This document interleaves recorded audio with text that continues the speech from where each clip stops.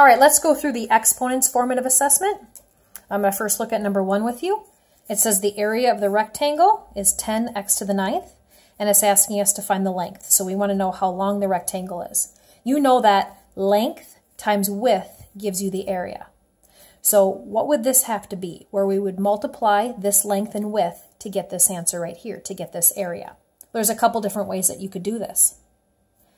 If I have 2x to the 3rd power, what would I need to multiply that by? What length is going to give us the area of 10x to the 9th?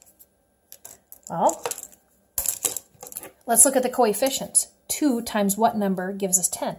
Well, that would be 5. Now let's look at the exponents. X to the 3rd times x to the what is going to give us x to the 9th? Well, we know that when we're multiplying powers with the same base, we add the exponents. So 3 plus what gives me 9? Well, that would be 6. So the length would be 5x to the 6th power. Another way to do this is if you know that length times width is equal to area, you could take the area and divide it by the width. And that would get you the length. So if I divide, 10 divided by 2 is 5. And to divide exponents or divide powers here, when you divide powers with the same base, you subtract the exponents. 9 minus 3, x to the 6th. So either way, I get the same answer. Okay, let's look at number 2.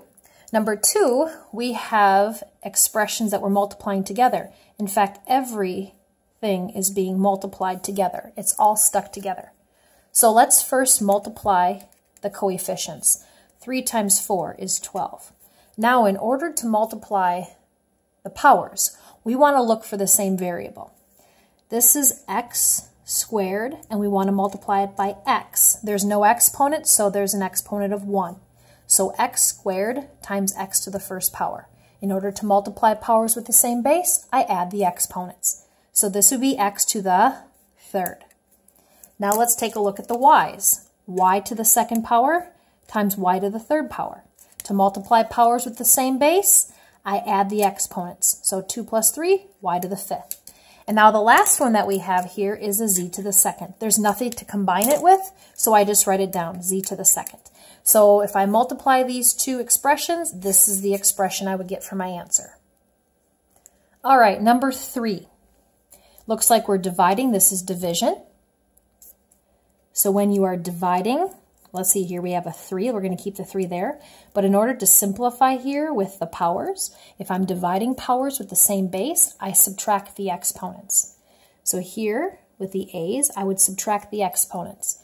2 minus 4, and the answer goes upstairs. So 2 minus 4, that would be negative 2.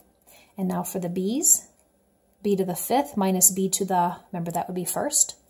Subtract the exponents, and the answer goes upstairs. 5 minus 1 is 4. Now you take a look at your answer and you decide, well, this is a negative exponent and it can't stay up there. It's going to have to move downstairs. So 3b to the 4th gets to stay where it is up top, but the a is coming downstairs and we'll give it a positive exponent. So this would be our simplified answer for number 3. All right, looks like next we have number 4. We have a product inside of the parentheses, and it's all being raised to the 2nd power. So every single one of these factors is going to get raised to the 2nd power.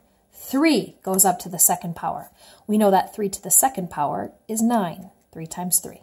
Now the x is going to go up to the 2nd power. But do you see how the x already has a power? So power to a power, multiply the powers. 4 times 2, 8. Now the y has to also go up to the 2nd power, but the y already has a power. So power to a power, we multiply the powers. 3 times 2 is 6. And this would be my simplified answer, just like that. All right, let's take a look at number 5. Looks like we are dividing. So in order to divide powers with the same base, you subtract the exponents. And the base stays the same. So we have x as our base. 5 minus 3 is 2. Remember again, our answer goes upstairs. So if you make a fraction bar, that's going to go upstairs. Oh, but we have y to the 6th divided by y to the 6th. If you subtract 6 minus 6, that's y to the 0, isn't it? Really, those two would cancel out. Even if I wrote y to the 0, I know that y to the 0 is just 1. So this is x squared times 1, which is just x squared. So our simplified answer would be x squared. All right, let's take a look at number 6. Do you see the division sign? It might be helpful to write this vertically rather than horizontally. It might be helpful to write this as 9x to the 12th divided by x to the 4th, just like this. Then it might look a little bit more familiar. Now, to divide powers with the same base, I subtract the exponents. So my 9 stays the same, but 12 minus 4 is x to the 8th. And my simplified answer looks like this. There's number 6.